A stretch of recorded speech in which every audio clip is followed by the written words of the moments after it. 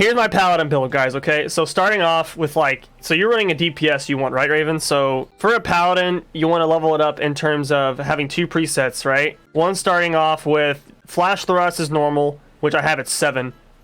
And the tripods on that are going to be excellent mobility and chain attack, excellent mobility for the continuous movement afterwards. And then the chain attack is going to be just extra damage. I mean, this is kind of preference because you can kind of mix match it depending on, like, the way I see DPS as a Paladin. I don't think it's all needs to be stuck on one thing because, like, the Paladin isn't going to be really a DPS class, like, all the way around. So it isn't something you just want to focus on because, like, in the end, the support is what you want to really put down into in terms of, like, your runes and what you want to min-max. DPS class, you might as well just play a DPS class for if you're trying to do the best you can on it. You're not going to be asked in a raid to be DPSing like crazy and be like relied on for that. So you got Flash Thrust, normal charge. Like normal charge is both on support and DPS. So normal charge, you would just run mostly excellent mobility. It's just for the distance and to help with mobility. That's all it's for, really. And that goes for both too. That's all a normal charge is for. And for the rune on that, you would run a chance of all cooldown times minus 12% when used. So this would increase. This would give me a chance of all my cooldowns being decreased, so that I could pop my shit faster on use, which is really nice. So like, if you get a quick recharge rune, I recommend having that. You would run that on both the support and DPS build for that. For DPS normal Flash Thrust, you'd run bleed. So every time you hit a hit on it, I would have a bleed from a foe for 5 seconds. Obviously, it's gonna get stronger the better the rune you get. Like this is an epic rune, not a legendary or anything, and it goes down depending on your rarity. On combo, Executioner Sword is the next one I run.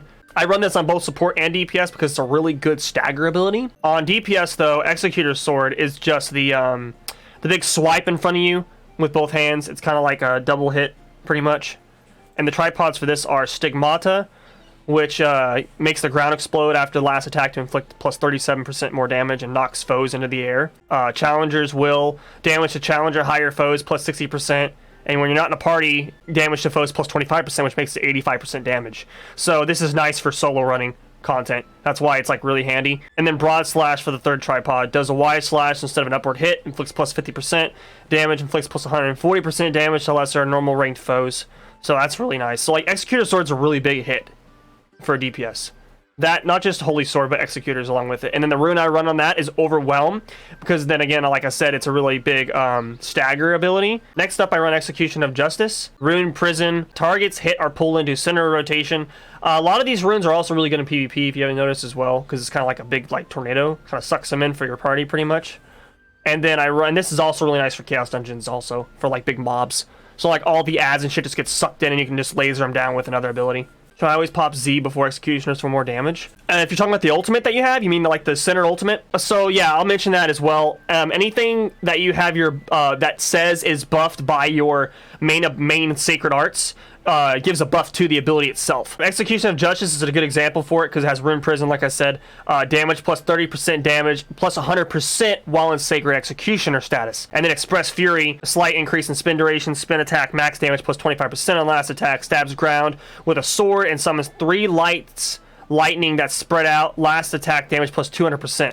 Now this ability, so like when you're starting off your build, I have 333 skill points, okay? So depending on what level you are, you're not going to have a lot of these tripods already equipped. You're going to probably start out with like Rune Prison, Strength Release, and that's it. You're not going to be able to get Express Fury off the rip. You're going to be running 7 on Execution, and then you're going to be running like max Executors only with Holy Sword instead. Holy Sword, you want to run Gale Wind Runed, which decreases the casting speed of the abilities. Holy Sword's a really big stagger one as well alongside Executor Sword. Almost usually the guaranteed stagger ability I've noticed, because every time I hit something with this fucker, when someone's about to get staggered, it just fucking works. Every time. It hits so damn hard. And the tripods I have on it, it leaves behind debris of light for 5 seconds, inflicts up to 30% damage, so a 5% tick. It's like a burn after the initial hit. Elements now, holy damage plus 40% to push immune foes, which is nice. So if they're like push immune, especially when they're trying to do like a stagger or they're turning blue, it just adds extra damage to them. And then the condensed energy focuses light into a single point and fires. The AoE radius of the light and arrows inflicts a plus 120% damage. So like this thing is like my big go-to on damage. It's nuts. I mean, the ability itself even says to gather the light energy into your sword and thrust your weapon at your sword to inflict 21,000 damage. So light will stream out of your sword and inflict an additional 196,000 damage. So that's a really nice skill. I love that for Paladin. It's awesome. Going into the support abilities, you're going to be running Wrath of God, and you're going to be wanting Wrath of God at 10. And the tripods are going to be Wide Thunderstroke, which is AoE radius plus 20%, which helps a lot in Chaos Dungeons.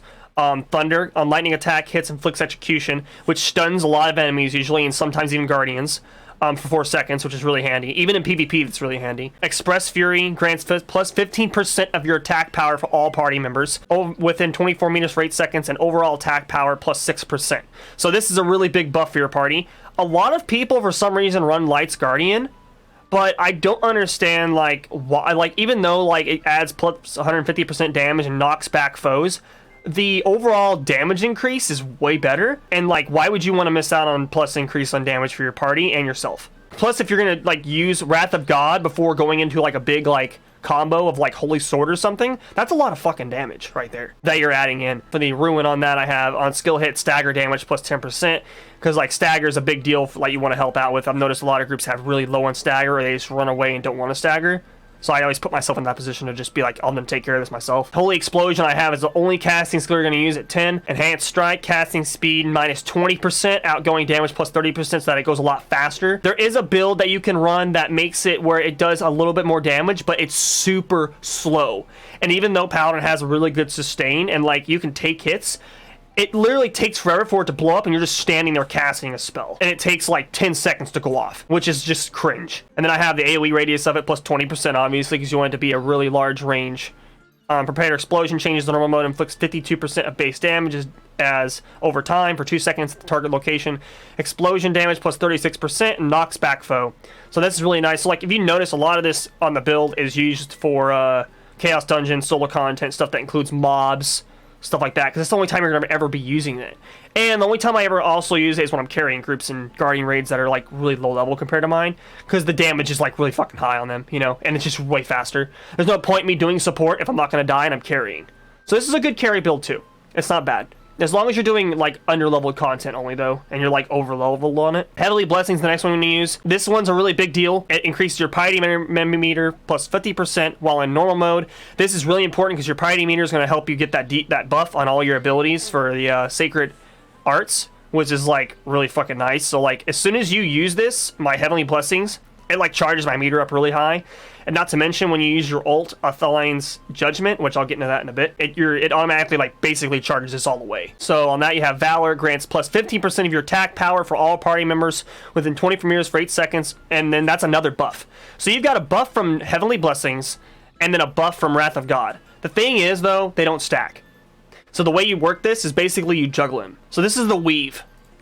This is the only weave you have in the DPS build for Paladin. We'll be doing AoE radius plus 20% damage as well, plus 300% damage for that with the AoE radius. So that's why I use Heavenly Requiem with Heavenly Blessings. And then for the ultimates, I don't run Athaline's Light on either DPS build or support, even though it's a DPS ultimate. The reason why is because, yes, it is a high stagger ability, but you already have high stagger abilities in your kit that are constantly on cooldown. The reason why I run Athaline's Judgment is because it gives you a massive shield to the whole party, regardless if you're running DPS or support, so it's always really handy. And it still does a crap ton of damage, and it's like a massive AoE. It covers more space, it's really nice in Chaos Dungeons, really nice for mobs, and it has just a really huge freaking shield. Like, the shield on your party it puts up is just massive. And it lasts for 10 seconds.